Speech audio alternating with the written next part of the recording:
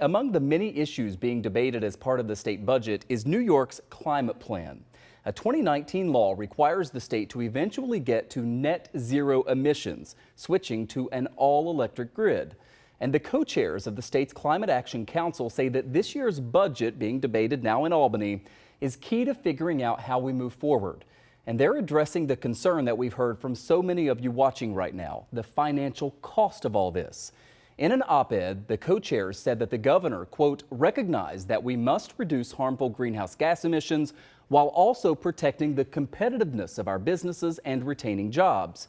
To keep a sharp focus on affordability, the governor also directed state agencies to look at consumer cost impacts. Fighting climate change won't work if people and businesses can't afford it.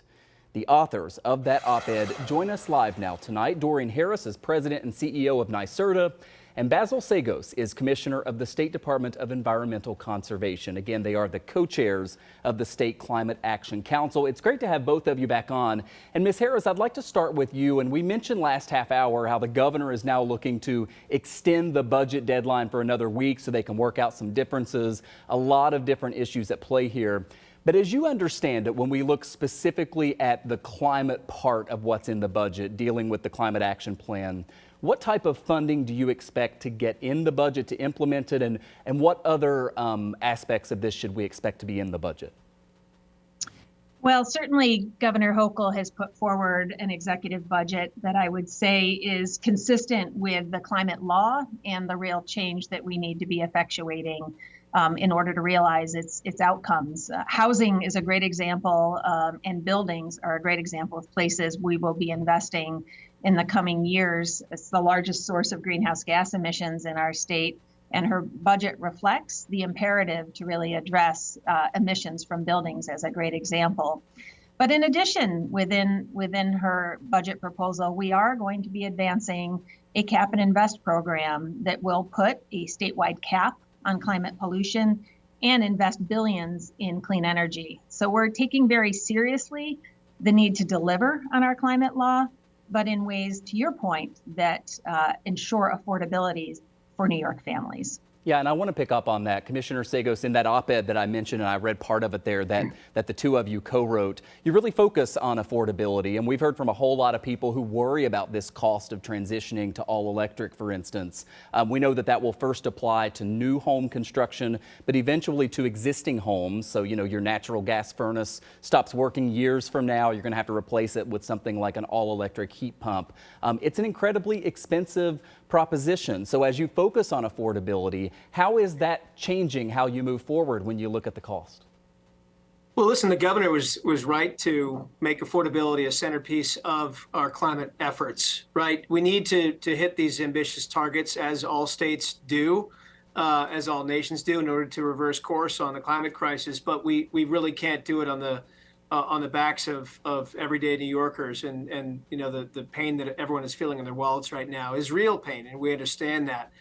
So the governor set us to better understand that affordability issue, right? What will it cost us to get there? And it's given us, our analysis has given us some pause and made us think perhaps there's a better way to approach our programs under the climate law by adjusting the way in which we account for emissions over time. And ultimately, you know, that's going to give us the resources that we need, the financial resources we need to address the climate crisis, but also, you know, keep costs much lower. And that's costs on gas, which you pay at the pump, you know, which you pay to heat your house. And you know, we know that this is a long-term game, right? The climate fight in New York, but we need to keep New Yorkers engaged along the way and make sure that we're keeping businesses and homeowners sound. Ms. Harris, I think the commissioner there was referencing something that, again, you wrote about in this op-ed, which is aligning with the International Panel on Climate Change standard as opposed to, I guess, the standard that was being used prior to that. Can you explain to us what that means and how it factors into making this affordable for the people watching right now? Yes, certainly. So when the Climate Act was passed in 2019, it included what I would say is a little understood way of counting New York State's emissions that actually differs from the scientific standard that is used literally by every other state other than Maryland and every other country in the world. And really, the governor has asked us to look at the topic of affordability in the context of these budget proposals. And what we have learned, and something the Climate Action Council spoke about over the past number of years, is that ultimately it places New York and New Yorkers at a disadvantage by not only paying more for this transition in measurable ways, but also making us financially responsible in some instances for emissions that aren't even occurring in our state. And so when we really look at the reasons and the ways in which we can achieve these outcomes, we need to take care of the New Yorkers who are paying the bills along the way. And that's really a fundamental foundational element of advancing not only Cap and Invest, but the Climate Act in general. Commissioner Seggos, what would you say to people who are watching us right now, and I think there are a lot of them, who say that the state's climate plan is just too aggressive, that the technology isn't there yet, that the grid couldn't handle going all electric quite yet, or maybe just that it's going to cost too much at a time when people are still dealing with such high inflation and costs are such a concern?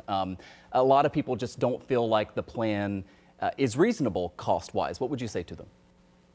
Well, that's exactly why we're talking about this right now, right? How can we make the plan ultimately more affordable for everyday New Yorkers? I mean, that is the fundamental aspect of what the governor has launched this year with putting us on course to have a Cap and Invest program. The upside is, we have time to get this right. We have goals that are 2030, 2050. Even launching the Cap and Invest program will take a couple of years. But we need to get it right up front so that we're not creating these short-term issues for New Yorkers out of their wallets. And ultimately, we have to meet the crisis with a level of urgency and sincerity. We need to reduce emissions. We need to take advantage of the green economy, which is a real driver of economic activity in other parts of the world. We want to bring those jobs here and ultimately, transition those fossil fuel sector jobs into renewable jobs, which we know we can do if we do this right. But getting it right up front means being honest about prices, about costs, and taking actions necessary to drive those costs down. Ms. Harris, quickly, I'm going to try to get one more question into each of you, but a lot of what we've talked about here is sort of big picture, right? At what point do you think we get to the point where we're going to know, like, here's what the cost is going to be, here's the specific date that we have to do this and when we have to do this and do this? Does some of that come out of what ultimately is in the budget? Yes, and this is very much part of how we conduct our work. When we look at proposals like Cap and Invest or buildings that are within the governor's executive budget, we need to look at the very real impact on New Yorkers' wallets in a very specific way. And this is the analysis that was the foundation of the op-ed that you're referring to, in which we have analyzed this and we have said that New Yorkers would pay an extra 63 cents on a gallon of gas with this accounting framework that we're using, 80% more to heat our homes with natural gas. So this is a need to protect the wallets of New Yorkers while achieving these outcomes at the same time. And as quickly as you can, Mr. Seggos, it's possible to achieve what you want to achieve without breaking the bank?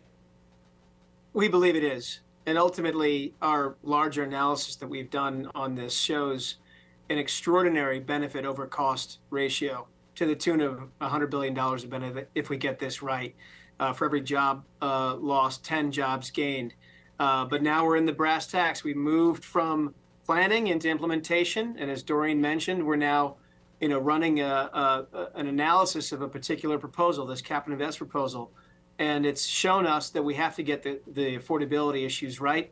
The governor's right to talk about it. She's right to lead on climate. We've got to do this in a responsible way and be as urgent and aggressive as possible while doing so. Once the budget is finalized, we believe a week from now, we'd love to have one or both of you back on. Doreen Harris is President and CEO of NYSERDA, and Basil Seggos is DEC Commissioner. Thanks to both of you for coming on. Thanks, Michael. Thank you.